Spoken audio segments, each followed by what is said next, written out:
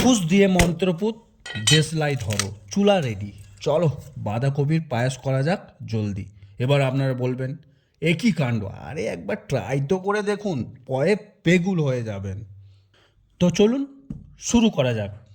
আমাদের সুন্দরী, না মানে বাঁধাকপি যখন সুইমিং পুলে, ওনাকে একটু ভদ্রস্ত করে নিন, না মানে জামা কাপড় খুলে একটু পরিষ্কার করে নিন। তারপর কী করতে হবে, একটু কুচি কুচি করে নিন, মিহি মিহি হলে আরও ভালো হয়।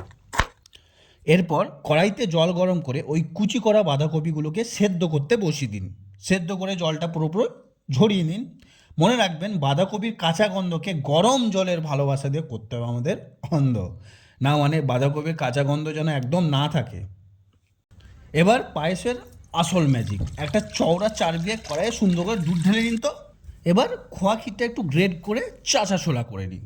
দুধটা একটু ফুটতে শুরু করলে ওর মধ্যে যোগ করুন খোয়া ক্ষীর। ব্যাস, একে অপরকে লটর পটর করতে সুযোগ করে দিন, না মানে একটু ফুটিয়ে গাঢ় করে করলে ভালো হয়। মনে রাখবেন দুধ যত গাঢ় হবে টেস্ট কিন্তু তত মাখো মাখো হবে। খেলার দ্বিতীয় রাউন্ড, এবার আমাদের নায়িকা সুন্দরী, না মানে বাঁধাকপিকে রাজকীয় দুধে স্বাগত জানানোর পালা। এবার সেই সেদ্ধ করে জল ঝরানো বাঁধাকপিটা এর মধ্যে ঢেলে দিন। বাঁধাকপিটা নাড়তে থাকুন। দুধটা ফুটে উঠলে সেই খানদানি মশলার রানী এলাচ গুঁড়ো এর মধ্যে যোগ করুন।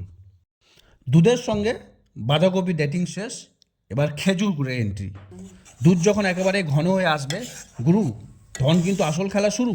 আমাদের বাঙালির শীতকালের প্রেম সেই খাজুর গুড়, স্বাদ মতো মিষ্টি বুঝে বেশি খেলে বেশি, কম খেলে কম যোগ করুন।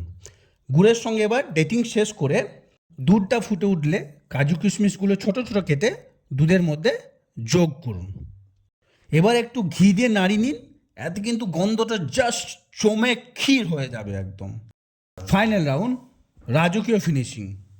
এবার পায়েসটা একটা সুন্দর পাত্রে ঢেলে নিন এবং ওর মধ্যে কাজু কিশমিশের মুকুট ছড়িয়ে দিন। যাই হোক, কাজু কিশমিশ দিয়েই আজকে পায়েস করা হলো ফ্রিজ। ওকে, বাবাই, ভালো থাকবেন সকল দাদা দিদি ভাই।